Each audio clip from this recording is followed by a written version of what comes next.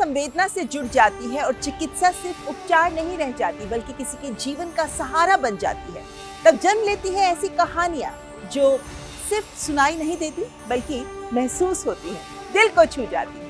नमस्कार, आप देख रहे हैं हमारे पद्म और आपके साथ मैं हूं ममता चोपड़ा।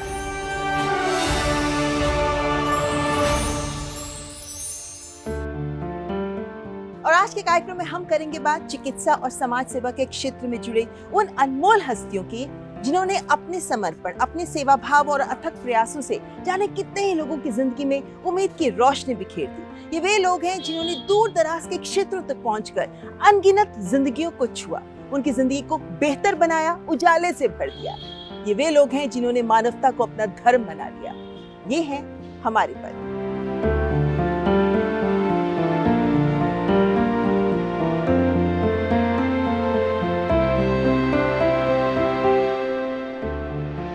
हम बड़े शहरों में रहने वाले लोग कल्पना भी नहीं करते कि ये जो संघर्ष है ये हर किसी के जीवन का साथी है। जो लोग संघर्षों से जूझ रहे हैं वे भी किसी न किसी स्तर पर मेहनत करके अपना पैसा कमाने की कोशिश कर रहे हैं। लेकिन जरा सोचिए वो क्षेत्र जहाँ सड़कें पूरी नहीं होती, बिजली नहीं होती, पानी नहीं होता, स्वास्थ्य सुविधाएं नहीं होती और उसके ऊपर नक्सलियों का आतंक। ऐसे क्षेत्र में अगर कोई दंपत्ति ये ठान ले कि वे अपना पूरा जीवन वहां के लोगों का जीवन सुधारने में ही लगा देंगे, विश्वास नहीं होगा, है ना? लेकिन डॉक्टर रामचंद्र गोडबोले और सुनीता गोडबोले ऐसे ही दंपत्ति हैं जिन्होंने अपना पूरा जीवन इन्हीं के कल्याण में लगा दिया। आयुर्वेदाचार्य डॉक्टर गोडबोले ने जहां स्वास्थ्य सुविधाएं इन तक पहुंचाई, तो वहीं सुनीता गोडबोले ने पोषण, स्वास्थ्य, स्वच्छता के प्रति जागरूकता, गर्भवती महिलाओं के साथ काम, आत्मनिर्भरता की राह दिखाना आदि तमाम ऐसे कार्य किए जिससे इन्हें मिला स्वाभिमान का राह। इसीलिए इन्हें देश दे रहा है पद्म पुरस्कार का सम्मान।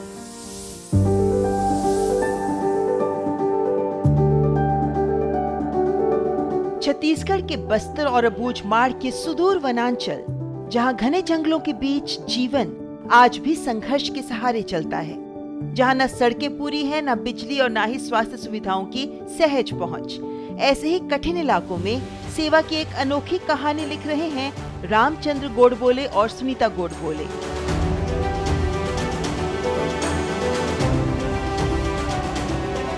पति पत्नी का ये जोड़ा जिसने अपने जीवन को आदिवासी समाज के लिए ही पूरी तरह समर्पित कर दिया।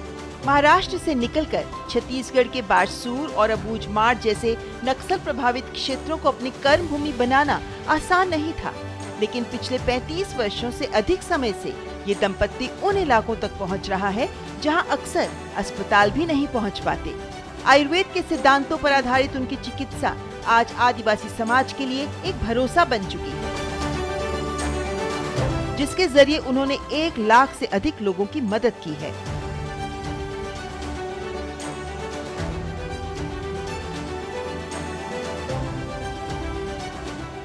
मेरा जब मेडिकल का कोर्स मुझे पूरा हो रहा था, तो इंटर्नशिप के बाद मैं नासिक जिला और गुजरात का जो डांग जिला है उसका बॉर्डर के इलाके में भिल्ला आदिवासियों के बीच में मैं 4 साल काम किया।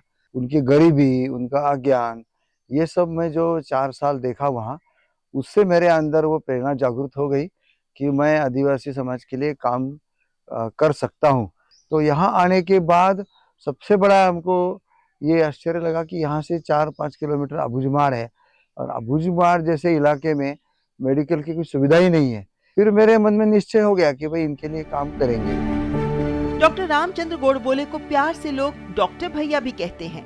आयुर्वेद के सिद्धांतों पर आधारित उनकी चिकित्सा सिर्फ रोग का उपचार नहीं बल्कि जीवन को संतुलित और स्वस्थ बनाने का भी प्रयास है। वहीं समाज सेवी के तौर पर अपनी पहचान बनाने वाली सुनीता गोडबोले ने आदिवासी महिलाओं के बीच जाकर गर्भावस्था देखभाल, पोषण और स्वच्छता के प्रति जागरूकता को एक आंदोलन का रूप दे दिया। दोनों ने मिलकर ट्रस्ट फॉर हेल्थ के माध्यम से बाल मृत्यु दर कम करने, कुपोषण के खिलाफ लड़ाई और स्वास्थ्य जागरूकता फैलाने का व्यापक काम किया। दंतेवाड़ा, बीजापुर, सुकमा और नारायणपुर जैसे अंदरूनी इलाकों में इन्होंने स्वास्थ्य शिविर लगाए, निशुल्क इलाज किया और गंभीर मरीजों को बड़े अस्पतालों तक पहुंचाने में भी मदद की। 1990 में हम दोनों, मैं और डॉक्टर गोडबोले जी, हम दोनों यहाँ बस्तर मतलब ये जो दंतेवाड़ा में जो बारसूर जो केंद्र है वहाँ पर आए। और यहाँ पर लोगों को सभी प्रकार के मदद की आवश्यकता है। हालांकि डॉक्टर साहब तो डॉक्टर थे, इसीलिए स्वास्थ्य का खास करके वहाँ पर अस्पताल चल रहा था। मेरा काम साथ साथ में था कि जैसे भी कोई महिला वहां पर आएगी तो उसका एक काउंसलिंग करना, उसका समुपदेशन करना कि आपको किस प्रकार से बच्चों को संभालना है, आपको घर की बीमारियां कम करना है तो क्या करना चाहिए। तो शुरुआत में मेरा कार्यक्रम जो था ये पूरा के पूरा उसी प्रकार का था। गोडबोले दंपत्ति ने बिना किसी अपेक्षा के उन रास्तों को चुना जहां सेवा की सबसे अधिक जरूरत थी। बिना संसाधनों की चिंता किए विभिन्न योजनाओं के जरिए कुपोषण और एनीमिया से जूझ रहे बच्चों के जीवन में सुधार लाने का प्रयास किया। उनके अथक मेहनत और समर्पण ने न सिर्फ लोगों का स्वास्थ्य सुधारा बल्कि उनके जीवन को नई दिशा दी। स्वामी विवेकानंद अवार्ड से सम्मानित ये दंपत्ति आज मानवता और सेवा की एक सशक्त मिसाल बन चुके हैं। चिकित्सा के क्षेत्र में अतुलनीय योगदान के लिए डॉक्टर रामचंद्र गोडबोले और सुनीता गोडबोले को पद्मश्री सम्मान के लिए हार्दिक बधाई।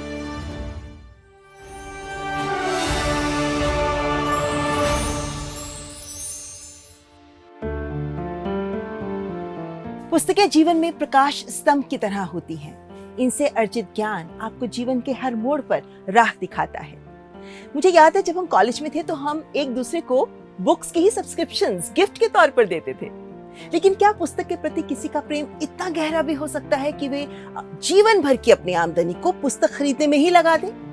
ऐसे ही हैं अंके गौड़ा, जिन्होंने जिंदगी भर अपनी आमदनी का 70 से 80% सिर्फ किताबें खरीदने में ही लगा दिया, क्योंकि वे चाहते थे कि इन पुस्तकों के माध्यम से जो ज्ञान है वो जन जन तक पहुंचे। इसीलिए आज उनकी लाइब्रेरी में 20 लाख से ज्यादा तो किताबें ही हैं। और ये लाइब्रेरी ऐसी जगह है जो सबके लिए दिन रात खुली रहती है। हर वो व्यक्ति जो ज्ञान अर्जित करना चाहता है पुस्तकों के माध्यम से और जन जन तक इसी तरह ज्ञान का प्रचार करने का जो ललक उन्होंने दिखाई है, उसी के लिए उन्होंने प्राप्त किया पद्म सम्मान। कभी कभी जिंदगी की सबसे उजली कहानी उन हालात से जन्म लेती है जहां उम्मीदें भी सीमित लगती हैं। कर्नाटक की धरती पर एक ऐसा ही सफर शुरू हुआ है अंके गौड़ा का, जिनका जन्म मंडिया जिले के एक साधारण किसान परिवार में हुआ। बचपन में किताबों तक पहुंच चाहे सीमित थी, लेकिन ज्ञान की प्यास आभाओं से कहीं बड़ी थी। कॉलेज के दिनों में जब उनके प्रोफेसर अंतरामू ने उन्हें पढ़ने के लिए प्रेरित किया तो वही छोटी सी प्रेरणा जीवन मार्ग बन गई। जीवन यापन के लिए उन्होंने चीनी मिल में काम किया और समय मिलने पर बस कंडक्टर के रूप में भी कार्य किया। कन्नड़ साहित्य में उच्च शिक्षा हासिल की। उनका पुस्तक प्रेम ही था कि लगभग 30 वर्षों की नौकरी के दौरान उन्होंने अपनी 80% आय किताबें खरीदने में ही लगा दी। जब हम पढ़ाई करते थे उस समय हमें किताबें भी मुश्किल से मिलती थीं। किताबों की बहुत कमी थी, लेकिन मुझे पढ़ने का शौक था। तभी मैंने सोचा कि दुनिया की अच्छी किताबें इकट्ठा करके आने वाली पीढ़ियों के बच्चों को क्यों न दी जाए। इसी सोच के साथ मैंने किताबों का संग्रह करना शुरू किया ताकि हमारी पीढ़ी और आगे आने वाले लोग इसका लाभ उठा सकें। आज मेरी उम्र लगभग 78 वर्ष है और पिछले 50 से 55 वर्षों से मैं लगातार अपने से शौक के रूप में किताबें एकत्र करता आ रहा हूँ। इस लाइब्रेरी की सबसे खास बात यह है कि यहाँ कोई शुल्क या सदस्यता नहीं है। कोई भी व्यक्ति यहाँ आकर निःशुल्क पढ़ सकता है। अंके गौड़ा का जुनून धीरे धीरे एक संकल्प में बदल गया कि ज्ञान किसी एक का नहीं बल्कि हर उस व्यक्ति का है जो उसे पाना चाहता है। इसी सोच के साथ उन्होंने मैसूर के पास हरला हल्ली में एक विशाल निःशुल्क लाइब्रेरी पुस्तका माने की स्थापना की, जो आज 20 लाख से अधिक किताबों, डिक्शनरी और दुर्लभ पांडुलिपियों का घर बन चुकी है।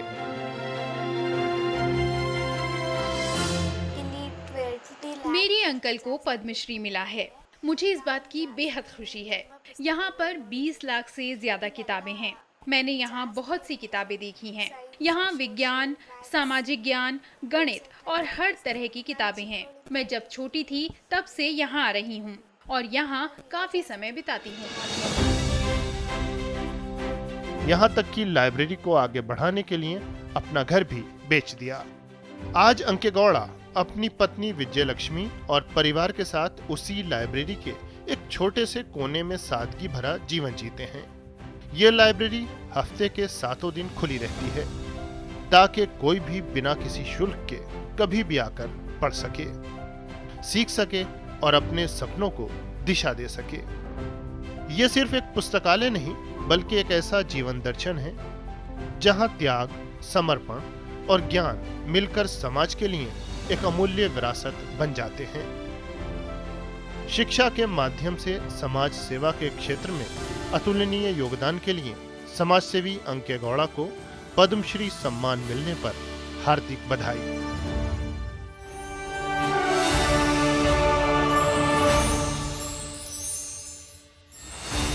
मिली आपको इस कहानी से प्रेरणा? कार्यक्रम में यहाँ मैं लेती हूँ एक रीडिंग ब्रेक। आप देखते रहें हमारे पर।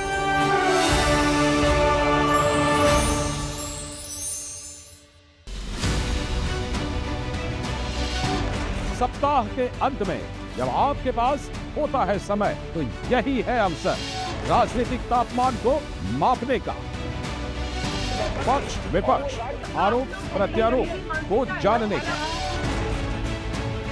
सच झूठ को पहचानने का। देखिए राष्ट्रमंच, बड़ा विषय बड़ी बहस। शनिवार और रविवार शाम 5 बजे सिर्फ डीडी न्यूज पर।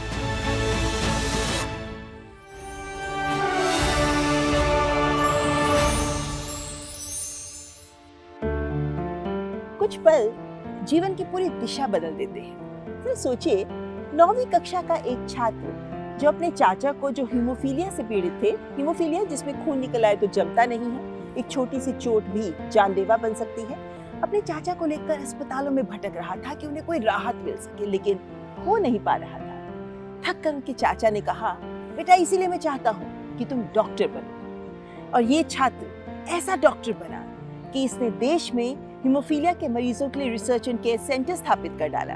इन मरीजों को डिसेबिलिटी एक्ट में भी शामिल करवा डाला।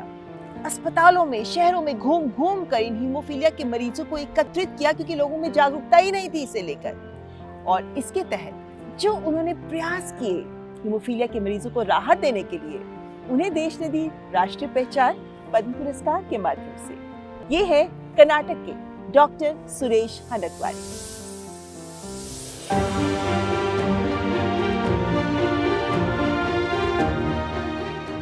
कभी कभी जीवन में हम ऐसी परीक्षाओं से गुजरते हैं जहां दर्द सिर्फ एक एहसास नहीं रहता बल्कि हर दिन की सच्चाई बन जाता है। लेकिन कुछ लोग इसी दर्द को अपनी ताकत बना लेते हैं और वही पीड़ा उनके जीवन का उद्देश्य बन जाती है। यह है कर्नाटक के दावणगेरे की एक ऐसी प्रेरक कहानी जहां संघर्ष ने हार नहीं मानी बल्कि सेवा का मार्ग चुन लिया। डॉक्टर सुरेश हनागवाड़ी, जो स्वयं गंभीर हीमोफीलिया जैसी चुनौती के साथ जी रहे हैं, लेकिन उन्होंने जो दर्द हर दिन महसूस किया उसी को उन्होंने हजारों लोगों की राहत में बदलने का संकल्प ले लिया।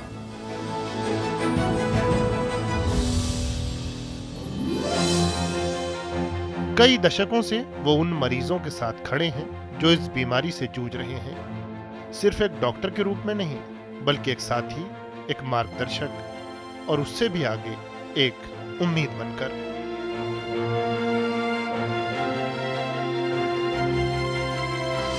I was born in a non-hemophilia family.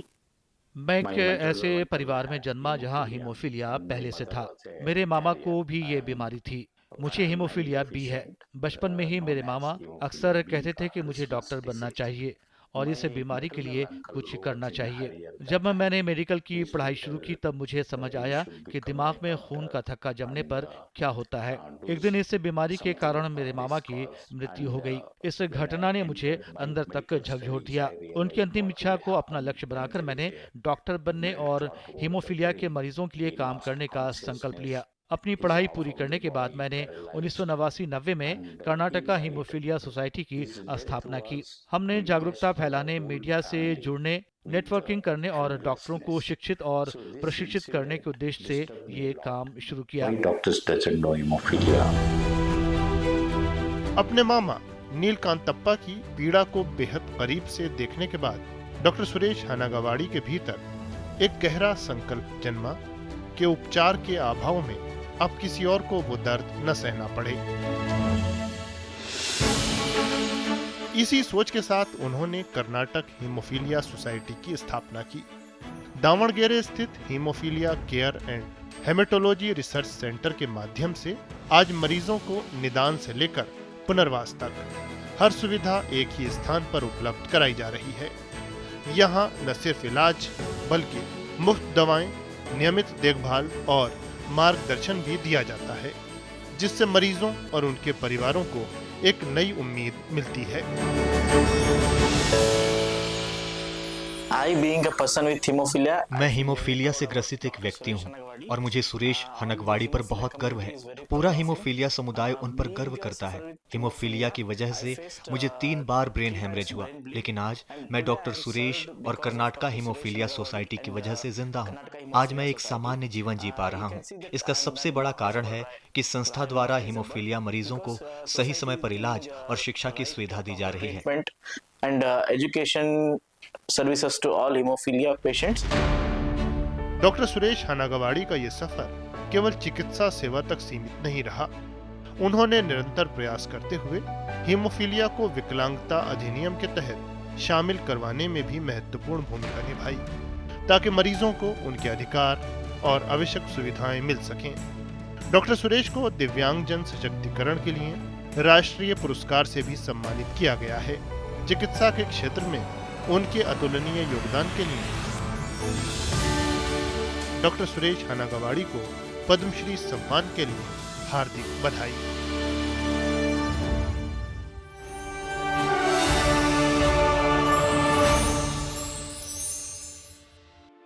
हम सब अपनी जिंदगी को यूं ही फूलों से गुलजार, खुशियों से गुलजार रखना चाहते हैं, लेकिन हम में से कितने लोग हैं जो अपने नहीं दूसरों की जिंदगी को सुधारने के बारे में सोचते हैं। छत्तीसगढ़ की डॉक्टर बुद्री ताती एक ऐसी महिला हैं जिन्होंने अपना पूरा जीवन कर दिया उन लोगों के नाम जो नक्सल आतंक के साए तले बिना विकास के जीने को मजबूर थे। ना स्वास्थ्य, ना शिक्षा, ना सड़कें, ना रोजगार। लेकिन डॉक्टर बुद्री ताती ने ठान लिया, 15 वर्ष की आयु से ही वे इनके कल्याण कार्यों में जुट गई। महिला, बच्चे, बुजुर्ग सबके लिए वे यूं कल्याण कार्य करती चली गई कि आज लोग उन्हें कहते हैं बड़ी दीदी, और देश पद्म पुरस्कार का सम्मान देकर उन्हें कर रहा है सलाम।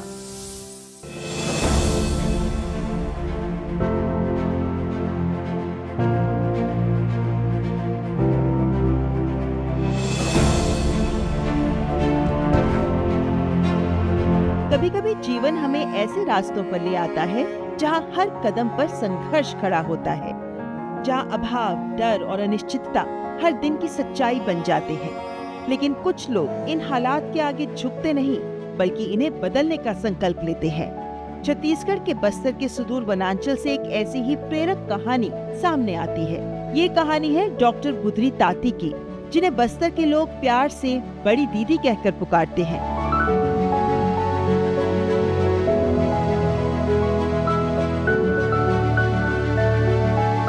दंतेवाड़ा जिले के नक्सल प्रभावित हीरानगर गांव में जन्मी डॉक्टर बुद्री ताती ने बहुत छोटी उम्र में ही समाज सेवा का मार्ग चुन लिया था। सिर्फ 15 वर्ष की आयु में गुरमगुंडा आश्रम के लखनऊ बाबा से प्रेरणा लेकर उन्होंने ये ठान लिया कि उनका जीवन केवल समाज के लिए होगा। हमने इसी दंतेवाड़ा क्षेत्र से लेकर पूरे संभाग दक्षिण बस्तर में हमने संपर्क किए, पायदल यात्रा किए। लगभग 545 गांव को घूमे हैं। कोई काम नहीं कि खाली गांव में घूमे, कहाँ कैसा है, बिना रास्ता के गए, कहीं बिना पहचान के, हमको तो कोई लोग नहीं जानते थे। तब हमको भिन्न भिन्न प्रकार का बहुत सारे अनुभव आया। के फिर हम लोग ने सबसे पहले तो समरसता लाने का कोशिश की है, लेकिन आज भी उस समाज चाह रहे हैं कि हम भले ऐसा रहे, लेकिन आने वाला हमारा पीढ़ी भविष्य भव्य बने, आगे बढ़े और बढ़ाए। लगभग 40 वर्षों से डॉक्टर बुधरी ताती बस्तर और अबूझमाड़ के उन दुर्गम इलाकों में लगातार सक्रिय हैं जहां सड़क, बिजली और स्वास्थ्य सुविधाएं पूरी तरह नहीं पहुंच पाई। उन्होंने गांव-गांव पैदल चलकर लगभग 500 से अधिक गांवों और सैकड़ों बस्तियों तक पहुंचकर महिलाओं, बच्चों, परिवारों को शिक्षा, स्वास्थ्य, स्वच्छता, पोषण और नशा मुक्ति के प्रति जागरूक किया और महिलाओं को आत्मनिर्भर बनाया।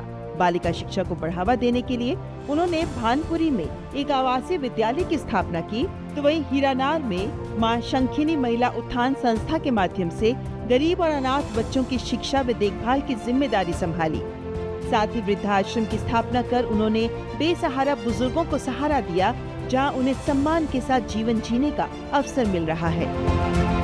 बड़ी दीदी इतना इस एरिया के लिए की है, दंतेवाड़ा जिला के लिए हर महिला के घर गई, हर छोटे छोटे घर में गए। हमारे आदिवासी भाइयों से वो लोग समझकर अपने बच्चों के यहाँ हॉस्टल में लाके एडमिशन करवाए। जो भी आदिवासी का जो कल्चर है वो सब बुधरी दीदी गांव-गांव में जाके बताती हैं। उनका ये सफर आसान नहीं था। नक्सल प्रभावित इलाकों में काम करते हुए डॉक्टर बुधरी ताती को कई बार धमकियों और खतरों का सामना करना पड़ा, लेकिन उनके कदम कभी डगमगाए नहीं। उन्होंने अपने जीवन का एक बड़ा निर्णय लेते हुए समाज सेवा के लिए विवाह न करने का संकल्प लिया और अपना पूरा जीवन बस्तर के लोगों के नाम कर दिया। उनकी ये यात्रा इस अटूट विश्वास की मिसाल है कि कठिन परिस्थितियों में भी बदलाव की नई राह बनाई जा सकती है। समाज के लिए किए गए उनके अतुलनीय योगदान के लिए समाज सेवी डॉक्टर बुधरी ताती को पद्मश्री सम्मान के लिए हार्दिक बधाई।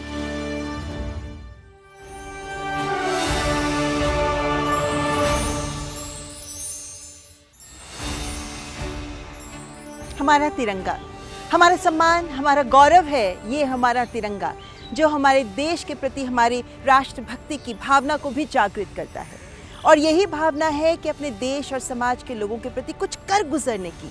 जो लोग ये कर डालते हैं वही बनते हैं हमारे पद। आज के इस कार्यक्रम में बस इतना ही। अगले हफ्ते फिर हाजिर होंगे ऐसी एक और प्रेरणादायक पद्म हस्तियों की कहानियों के साथ। फिलहाल हमारी पूरी टीम को दीजिए इजाजत। नमस्कार।